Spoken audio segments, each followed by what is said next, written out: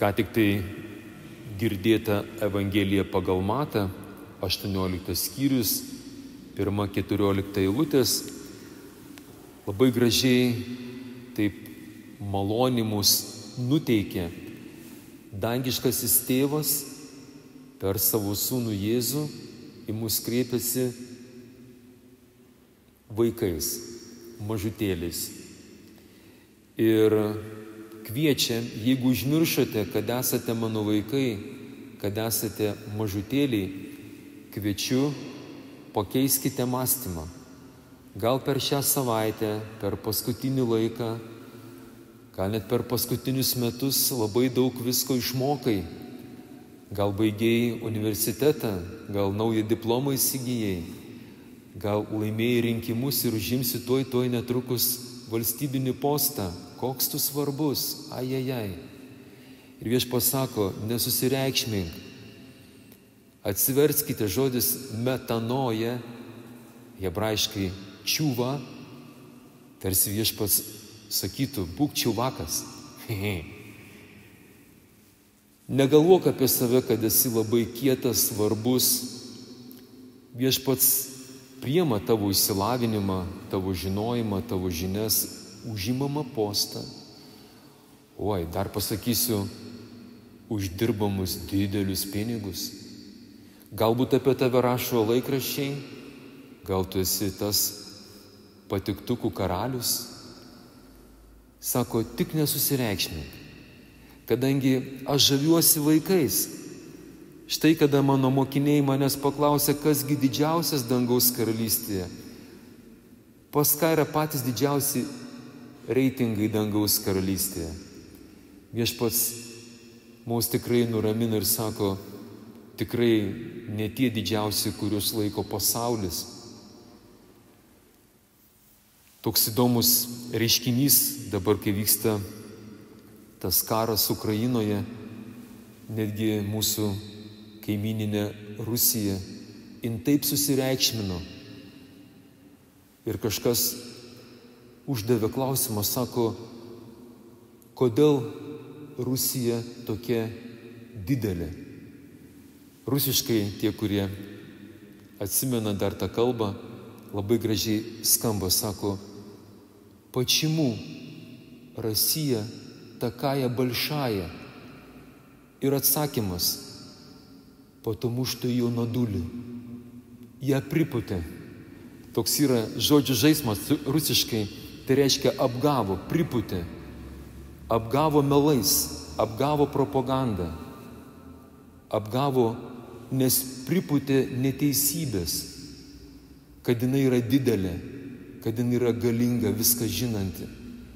Kiek šiandien pripūstų prote, širdise išsipūtusių mūsų tautos vadovų Europos Sąjungoje, tų galingų valstybių, kurios mano, kad jos valdo pasaulį, jos duoda toną, nuo jų daug kas priklauso. Ir štai Viešpats sako, mielieji mano vaikai, kurie girdite mane, tikrai nesekite jų pavyzdžių. Pats didžiausias, o žodelis čia tiktų ne tai, kad didelis, bet didis. Prisimenat, ką sakė arkangelas Gabrielius Zacharijui, Jono Krikštytojo tėveliui. Ką sakė švenčiausiai mergeliai Marijai, sakydamas, jis bus didis, nedidelis, nepripūstas kaip toji mūsų kaimyninė Rusija, kaip pripūsta Europos Sąjunga, pripūsta Jungtinės Amerikos valstijos ir visi tie, kurie laiko save labai dideliais galingais. Žodelis didis ir didelis yra skirtingi žodžiai. Viešpats mus kviečia būti didingais. Biblinė Naujojo Testamento kalba, graikų kalba labai gražiai skamba mega. Būkite mega vaikai. O ta didybė reiškiasi paprastume, nusižeminime. Ir šiandien viena iš tokia vaikų savybių norėčiau, kad mes prisimintumėm kokią. Kaip jūs atrodo, vaikai ir kaip su jais elgėsi tėveliai, mamytės arba auklės, arba auklytės, darželyje. Aš kiek prisimenu visada, kai sako vaikas, matau vaiką, kuris valgo, arba kuris nelabai nori valgyti ir tada mama ar ten auklėtojas sako, dar vieną šaukštelį košės. Sako, valgyk. Ir šiandien labai gražus pirmasis skaitinys iš pranašo Ezekielio knygos 2 skyriaus 8 eilutė ir iki pat 3 skyriaus 4 eilutės sako, žmogaus sūnau, tu klausyk, ką aš tau sakau, nebūk užsispyręs, atverk savo burną ir valgyk, ką aš tau duosiu.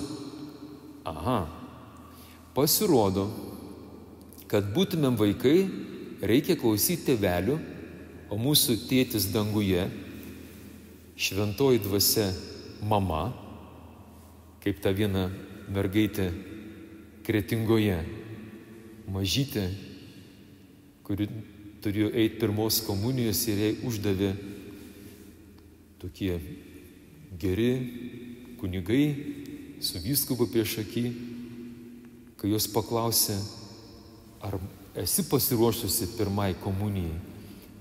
Toji maža mergaitė, matydama tokį didelį vyskupą, tos kunigų šalia, sako, moku. Ir sako, pasakyk, tėve mūsų. Ta mergaitė viską mokėjo mintinai, bet iš to susijaudinimo užmiršo. Ir sako, tėve, ir nebeprisimena. Tada tuo čia mokytojai, katechetai puolė taisyti padėtį. Sako, galbūt moki sveiką Mariją. Taip, moku sveiką Mariją. Ta mergaitė įsigandusi, tai pasakyk dabar. Jinai sveika Marija, sveika ir užmiršo. Padėtis didėja, įtampa kyla. Tai ką tam vaikui valgy davėte? Kokį maistą maitino? Tai galbūt moki persižegnoti? Ta mergaitė nušvito, moku. Sako, persižegnok. Ir tas vaikas užmiršo. Nuo ko ten prasideda? Tada visi su vyskupu prieš akį, katechetai, mamos ir visa bažnyčia vardan, ta mergaitė vardan, Dievo, tėvo, ir ta mergaitė ir sūnaus, ir mamytės. Kaip gražiai. Kadangi vaikas klauso mamytės, jinai nesuklydo. Šventoji dvasia yra mamytė. Ir šiandien toji mamytė sako, nebūk užsispyręs, lietuvi žemaitį, lietuvaitė. Nebūk užsispyrusi kaip toji tauta, nebūk užsispyrusi kaip žydai. Kiek jiems beduosi, jie vis kažkaip žiūri, kaip sakom, ne į tą pusę. Sako, aš tau duodu savo žodį. Ir štai žiūriu į mane ištiesta štai ranka, belaikanti knygos rėtimą. Jisai atviniojo tą knygą, kuri buvo prirašyta iš vidaus ir lauko. Ir sako, suvalgyk ją, suvalgyk mano žodį. Tai ne tai, kad pažiūrėk į mano žodį, nepasidėk Bibliją į lentyną, neuostyk tu jos, negriaušk tik tai paveiksliukų gražių, bet suvalgyk visą žodį.